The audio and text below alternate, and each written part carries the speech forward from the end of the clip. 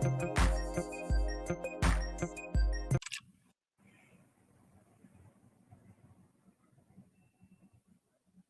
everyone. Welcome to this special announcement from OpenLMS about our Connected 2023 conference. I am super excited to be bringing on the stage here in just 2 seconds because I want to do something different first. I want to put that up there. I'm excited to announce Karie Willyerd as our closing keynote speaker for this, first in-person conference for OpenLMS. And so, without further ado, Shazam, there we are. Hello, Karie. How are you this morning? Hello there. How are you? I am well, thank you. I see you sitting in your office with a lovely fire next to you, which is so. For everyone who doesn't know where you are, tell us, where are you sitting? I'm in northern Colorado in a city called Fort Collins, and it's a foggy January morning as we're talking, and so the fire keeps it a little cozier in here. That's awesome. I just love it. I think personally everyone wants to have a fire in their office, but maybe I'm wrong. I don't know. I know that my wife would. I know for sure my wife would. So give me 2 seconds because I want to tee you up. You are the Chief Customer Strategy Officer for LTG, which is a parent company of OpenLMS, but also GP Strategies in particular. And you have one heck of a pedigree, for lack of a better term. I mean, you were the Chief Learning Officer at Visa.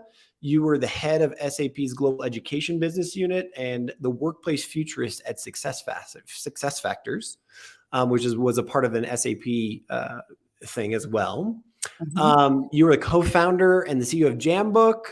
Gosh, what else should I the list is so long. I'm having trouble pulling it down here. You also served as the Chief Learning Officer for Sun Microsystems. Yeah. And let me tell you this, you got 2 books, right? The 2020 Workplace, and you just actually had a book come out called Stretch, which is about how to future-proof yourself for tomorrow's workplace. So needless to say, we're pretty psyched to have you on the stage. So this is going to be great. All right. Thank you very much. Yeah. If you hang around the earth long enough, you get a chance to do lots of things. So what we're going, what I want to tease you out, or I kind of want to tease your conversation or the keynote you're going to having is we're going to be talking about the future. What can you put on the table, around the topic that you're going to have without giving it away, I guess is the question. Well, I just think there's, of course, I've been interested in technology and the future of work pretty much my whole career. That's kind of a uniting theme. And so I've always been an experimenter, player of things. So last night I was chatting with a historical figure, Jean Piaget, psychologist, and asking him what he thought about the future of education. And I specifically asked him, and this is on character.ai, so it's a chat with historical figures application. Awesome. And so I asked him, well, Jean, who was one of the founding fathers of educational psychology, what do you think about the impact of AI on the future of education? So I've got 3 paragraphs that I plan on showing at the conference on what Jean Piaget had to say. That is awesome. That is fantastic. I'm sure you are enamored by this as well. I know that I am fascinated, terrified, in wonderment, all of those great emotions around what is, that's front and center right now for everyone. It's just getting so much press. But tell me about what's for people who are interested in going to be coming to this keynote, what's the format going to be? Is it, is this going to be Sage on a Stage? Are we going to be having interactive moments? What do you envision? Well, I think there's a tiny bit of magic to being a futurist, but for the most part, it's just getting a moment to step up, lift your head up from the everyday work that we're all engaged in, and take a look around at what are the signals around us. So it's going to be very interactive in that instead of, at least at the beginning, making my own predictions, I'm going to present signals, as they call them in the work of futurism, and see what we all come up with as our own predictions for the future of education. So I'll put some, not often does everybody get a chance to go look and say, "Hi, I wonder what Apple has submitted for patents." And so I'll submit a few pictures from some patent applications just to see, which are in the public domain, to just see, well, what do you guys think they're working on? What do you think that's going to mean? And what's that look like? And so it'll be some co-generation of Fantastic. the future of education. So let me flip that question on its head for just a second, and I hope this isn't too much of a curveball. Was there anything in 2022 as we look back? I mean, it's January 12th. So as you look back over the last 12 months, did anything happen that kind of came out of nowhere for you, or did everything kind of roll out as you predicted, or was there any kind of aha moments that you're like, wow, that was really interesting? Okay, well, I'll do a little bit of humble brag first. Not just 2022, but I wrote Gene Meister and I wrote the 2020 Workplace it was published in 2010. So we were writing it in 2009. And we had 20 predictions for 2020, and we had 6 wild cards. So one of the things that you do as a futurist is you say, okay, those 20 predictions, those we feel pretty good about. Here's 6 that we think maybe not. But one of the 6 was predicting a global pandemic that could forever change how we think about work and space and facilities and space. And so in 2021, somebody found that at Bloomberg. So I got interviewed on on Bloomberg News for that prediction. So that was kind of fun for 2021. In 2022, perhaps what 2 big things. Of course, ChatGPT came out in December, so everybody's thinking about that. And there are some people that are thinking, yeah, it's going to be a nice little aid for the interface to software at maybe the lowest end.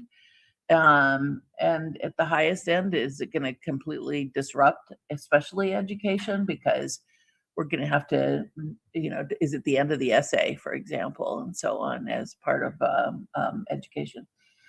The other thing that surprised me in 2022 was the lasting effects of, we haven't, the really hardliners are trying to go back to work 4 days a week. So you hardly hear anybody talking about the 5 days a week, and and how it's shifted our whole thinking about our relationship with work. If for anything from how many people excuse themselves from the workplace, and that's kind of a slow comeback, or it's coming back in different kinds of way in terms of the relationships with work, whether it's gig work or work on your own terms, to the phenomenon of quiet quitting. And so I think those actually did surprise me. I thought people would be more enthused about the return to work, and what do you think about just like office? Yeah, what do you think about just like that, like one's personal identity with a profession or a workplace? Do you think people have started to evolve that, their own sort of identity about, who I am and how much of that professional identity takes up who they are? I absolutely think so. And I, especially as you look at those the Gen Z entering the workplace now, and and millennials. So I have some people very close to me who are Gen X who and I'm a baby boomer. So and even the Gen Xers are going, look at these guys. Believe me, I'm one of those Gen Xers that's going, wow. Yeah. I have a Gen Zer, right? Like I'm just like, wow, this is incredible. That's fantastic. Yeah. So I think I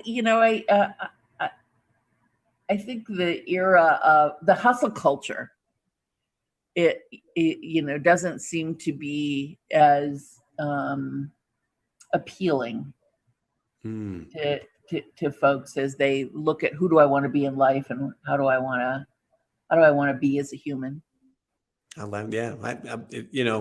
Quite frankly, as someone who grew up in the hustle culture, as one of those Gen Xers, that's kind of refreshing. It's kind of refreshing. That's what I kind of think too. So fantastic. Well, I am psyched for everyone to come out and hear your keynote. It is going to be on March 2nd, 2023 here, and it's going to be in Phoenix, Arizona. I wanted to just sort of have this brief moment to introduce you and tease out, what is it we're going to be talking about? I want to let everyone else know that there's a host of great speakers that we've got lined up as well. We have several, I think 2 panels that we're going to be doing on higher ed trends. And, again, something that we were talking about is like, how does the corporate space as well interact with the higher education space? There's still here in 2023, there's still that gap of like, how do these two fit together as one graduates from higher ed and goes into the workforce? And then, as you might expect from an in-person conference, we have some great social activities planned as well. So I'm looking forward for having people join us. But thank you so much for taking the time out of your very busy morning to speak with me. And it's going to be warm in Phoenix, so I don't need a fireplace.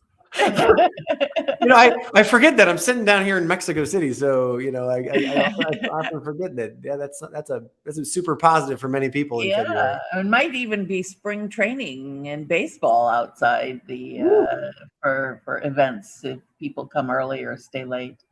Yeah, it would be that so many different reasons. So yeah, excellent. But thank you so much for your time today, and I really appreciate it. All right, Ciao. Cheers.